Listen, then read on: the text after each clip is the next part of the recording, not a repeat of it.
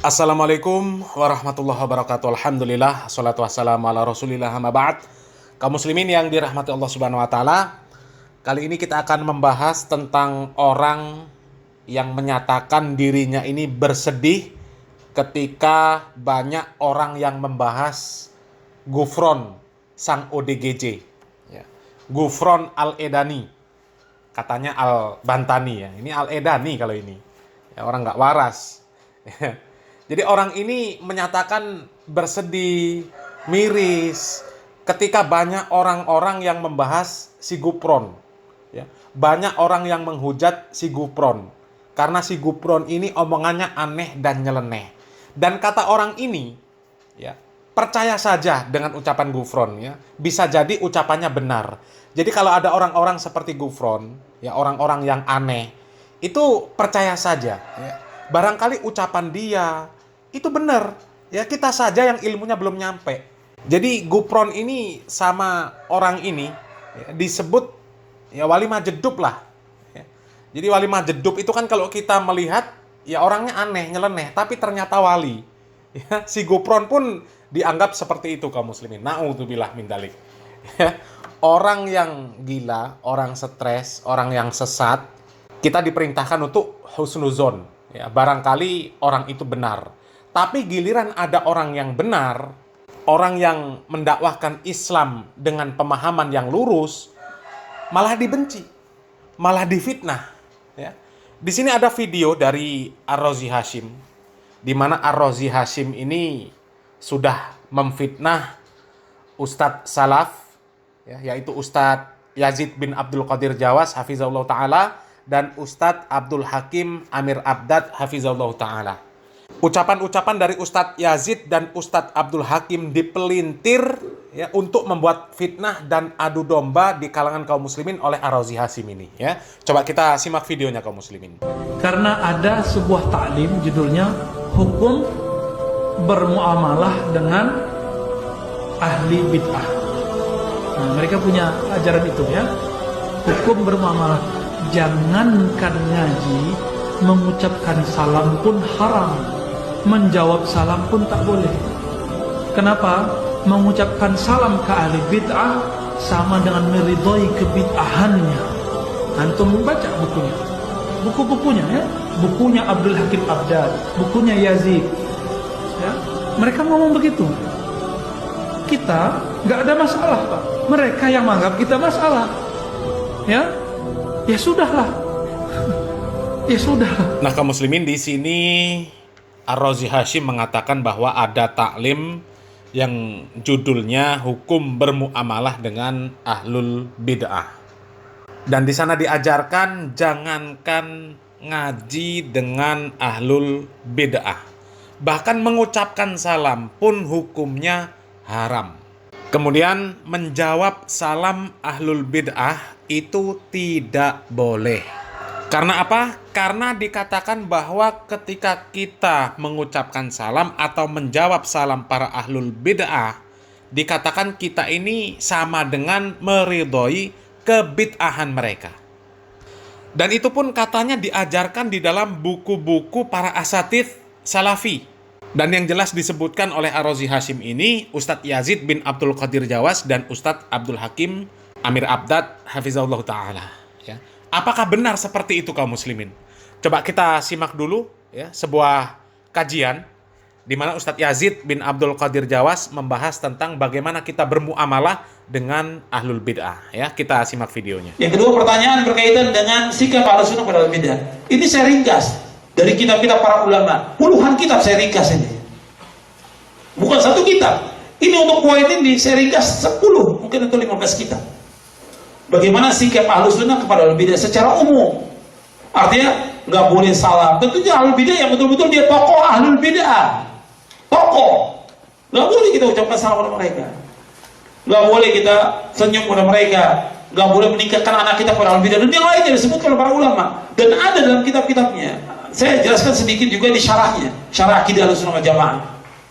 Saya jelaskan di sini bagaimana penjelasan para imam dalam kitab-kitab mereka. Mereka judul tentang Bara'ah. Hatta Imam An-Nawawi dalam kitabnya Al-Adhkar sudah menulis tentang judul kitabnya di babnya itu tentang wajibnya menjauhkan ahlul bid'ah. Tapi bukan berarti bahwa dalam praktek kita bermasyarakat langsung tidak senyum dengan mereka, tidak salah. Kita lihat kepada maslahat dan mafsadah. Seluruh syariat Islam ini kembali kepada maslahat dan mafsadah. Maslahat atau tidak sikap kita begitu? Kalau nggak maslahat, ya kita tetap ucapkan salah. Kita sendiri ahlul bidah banyak, sikap kita keras, nggak ada manfaat sama sekali. Justru dengan kita berlaku lembut dengan mereka pun Allah berikan hidayah. Tapi nggak boleh kita toleransi dengan bid'ah dan syiriknya. Tapi kita berbuat baik boleh. Sama Nabi SAW berbuat baik kepada orang kafir.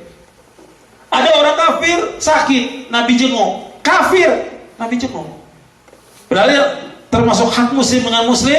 Kalau orang sakit jenguk orang muslim. Ini orang kafir, nggak punya hak deh kepada kita. Tapi Nabi jenguk. Tujuannya Nabi apa? Mendakwakan agar dia masuk ke dalam agama Islam. Kita juga boleh menjenguk ahlul bidah. Tujuannya apa? Agar dia mengikuti apa? Sunnah. Tujuannya itu. Tapi lihat kepada maslahat dan mafsadah. Dan ini yang menentukan oleh para ulama. Perlu syarah panjang penjelasan tentang ini. Tapi ini sudah cukup. Ada pun hadis yang dibawakan. Memang ahlul bidah membawakan hadis ini. Banyak. Kadang-kadang hadisnya benar dipakai untuk yang salah. Hadisnya benar. Sama seperti Khawarij. Khawarij mengatakan apa? Inil hukmu illallah. Hukum itu milik Allah. Kata Ali bin Abi Thalib radhiyallahu, kalimatu haqqin urida biha batil. Kalimat yang hak yang dikehendaki oleh kebatilan untuk mengkafirkan semua penguasa. Kalimatnya benar, Quran dibawa, tapi yang dituju apa? Pengkafiran. Begitu juga tadi. Hadis ini benar dibawa oleh ahlul bidah untuk menjauhkan ahlus sunnah. Wallahu a'lam bishawab. Nah, kaum muslimin, di sini Ustadz Yazid bin Abdul Qadir Jawas hafizallahu taala menjelaskan bahwa apa yang beliau sampaikan tentang bagaimana muamalah kita terhadap ahlul bid'ah itu beliau ringkas dari kitab-kitab para ulama. Itu bukan hasil pemikiran beliau sendiri. Ya, itu dari ulama.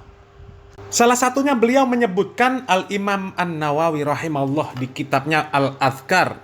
Dan beliau menjelaskan bahwasannya ahlul bid'ah itu ada tingkatan kaum muslimin.